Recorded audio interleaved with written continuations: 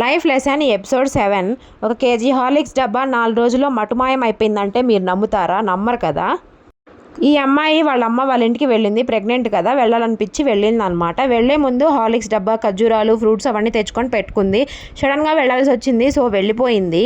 తర్వాత ఈ అత్త ఏదైతే ఉందో ఆ అత్త మనవరాలను తెచ్చుకొని ఇంట్లో పెట్టుకుంది కదా, వచ్చేలోపు హార్లిక్స్ డబ్బా మొత్తం అయిపోయింది. కరెక్ట్ 4 రోజులు ఆ అమ్మాయి కోడలు వాళ్ళ అమ్మ వాళ్ళ ఇంటికి వెళ్తే, తర్వాత ఈ అమ్మాయి తిరిగి వచ్చేలోపు ఖాళీ అయ్యింది కదా. ఈ అమ్మాయి పాలలో వేసుకున్న హార్లిక్స్ తాగుదాం అనుకుంది.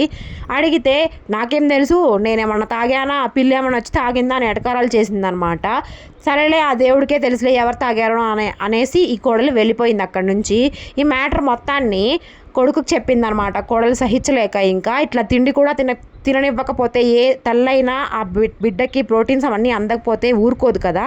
అలానే హస్బెండ్కి చెప్పింది. హస్బెండ్ సరేలే వదిలే, మళ్ళీ తెచ్చిస్తానులే అని అన్నారు. ఆయన కూడా ఏం చెయ్యలేక ఖర్జూరా డబ్బా అయితే అసలు పూర్తిగా మాయమైపోయింది. ఫ్రూట్స్ అంటే తినేసారు అనుకుందాము. ఇలా ఇంట్లో తెచ్చే ప్రతిదాన్ని ఇట్లా కూతురికి ఇట్లా ఇచ్చి పంపిస్తూ ఉండేదన్నమాట. 3rd మంత్లో బ్లడ్ పర్సంటేజ్ చెక్ చేపిస్తే 8 ఉంది, తర్వాత 4th మంత్లో చెక్ చేపిస్తే 5 ఉంది. ఇంకా మీరే అర్థం చేసుకోండి, అట్లా 1 నెలకి అంత బ్లడ్ ఎలా తగ్గిపోతుంది. ఎంత ప్రెగ్నెంట్ అయినా కానీ 2 పాయింట్స్కి ఎక్కువ తగ్గదు కదా. 1.5 1 పాయింట్ తగ్గేది, అంత ఎక్కువ అయితే ఏం తగ్గదు. ఇంకా ఆ రోజు నుంచి 2 రోజులు బాగానే ఉన్నారు. మళ్ళీ తర్వాత బాగానే మాట్లాడుకున్నారు. తర్వాత నేను మా కూతురు ఇంటికి వెళ్తున్నాను అని చెప్పింది అత్తయ్య. సరే వెళ్ళరండి అని అన్నది.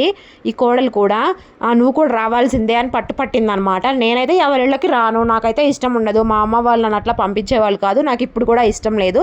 మీరు వెళ్ళాలనుకుంటే వెళ్ళండి, లేకపోతే లేదు అనేసి అన్నదనమాట ఈ కోడలు. సరే అని చెప్పి ఈ అత్త ఆ కోడల మీద ఇంకా గొడవకు దిగిందనమాట.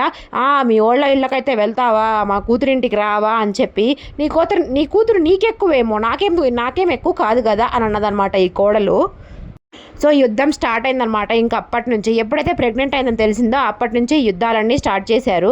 సో మిగతా అది నెక్స్ట్ పార్ట్లో తెలుసుకుందాం. సబ్స్క్రైబ్.